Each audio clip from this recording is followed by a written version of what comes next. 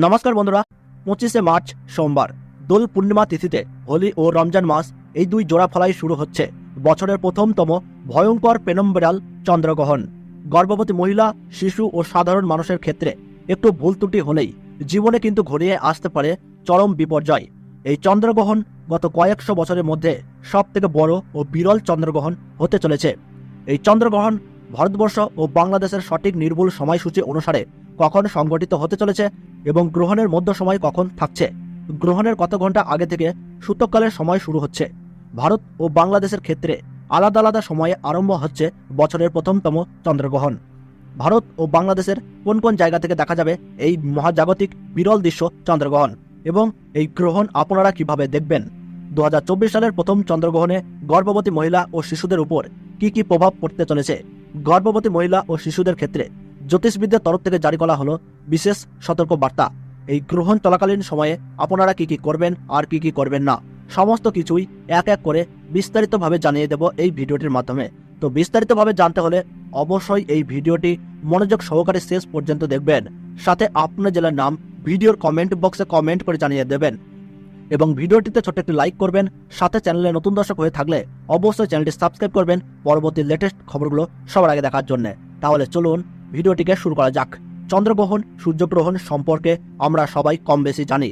বিজ্ঞান বইতে পড়ে আমরা সবাই জানি যে পৃথিবী সূর্যকে কেন্দ্র করে সবসময় ঘুরছে, আবার একইভাবে চাঁদ পৃথিবীকে কেন্দ্র করে ঘুরছে।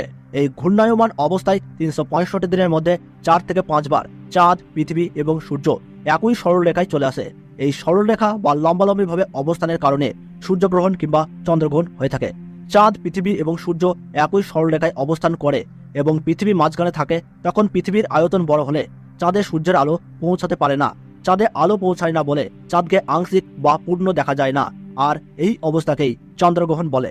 পৃথিবীর ছায়ায় যদি চাঁদকে পুরো ঢেকে ফেলা হয় তখন তাকে পূর্ণ চন্দ্রগ্রহণ বলা হয়। অন্যদিকে পৃথিবীর ছায়া দিয়ে যদি আংশিক ঢেকে ফেলা হয় চাঁদকে, তখন আংশিক চন্দ্রগ্রহণ বলা হয়। তবে ভৌগোলিক অবস্থানের কারণে পৃথিবীর বিভিন্ন দেশ থেকে চন্দ্রগ্রহণ এবং সূর্যগ্রহণের অস্তিত্ব সমানভাবে দেখা যায় না। চন্দ্রগ্রহণ একই সময়ে ভারতে একরকম এবং বাংলাদেশে আরেক রকম দেখা যায়।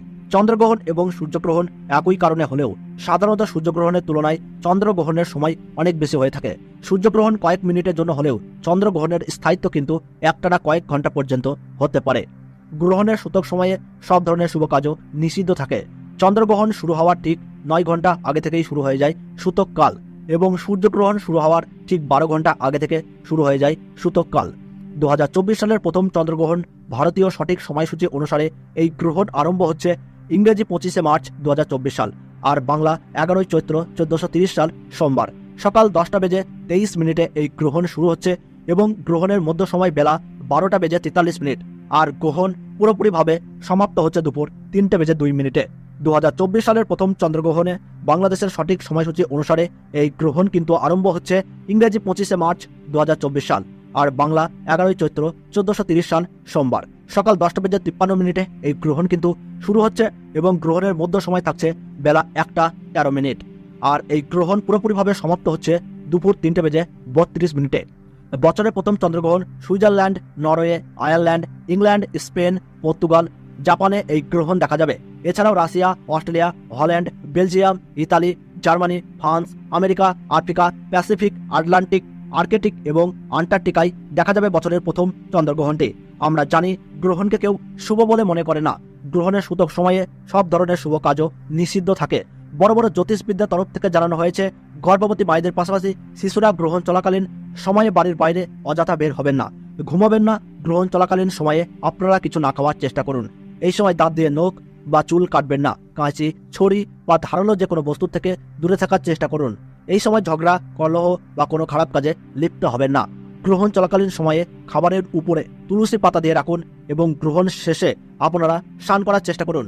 আর পরিবারের কল্যাণের জন্য গরিব মানুষদের দান ও সেবা করুন। পশু পাখিদেরকেও খাবার দিয়ে তাদের সেবা করুন। তাহলে আপনারা এই গ্রহণ থেকে রক্ষা পেয়ে সফলতা পাবেন। তবে বছরের এই প্রথম চন্দ্রগ্রহণটি ভারতবর্ষ এবং বাংলাদেশ থেকে অদৃশ্য, যার ফলে সূতক সময় বৈধ হবে না এবং নিয়ম কানুনের ক্ষেত্রে থাকছে না কোনো বিধিনিষেধ। তো বন্ধুরা, সঠিক তথ্য পেয়ে উপকৃত হলে ভিডিওটিতে একটি লাইক করবেন এবং আপনি কোন জেলা থেকে এই ভিডিওটি দেখছেন আমাদের ভিডিওর কমেন্ট বক্সে জানাবেন। এবং আমাদের এই চ্যানেলে নতুন দর্শক হয়ে থাকলে অবশ্যই চ্যানেলটি সাবস্ক্রাইব করে 5 টাকা বেল বাটনটি অল করে রেখে দেবেন পরবর্তী নোটিফিকেশনগুলি সবার আগে পাওয়ার জন্য।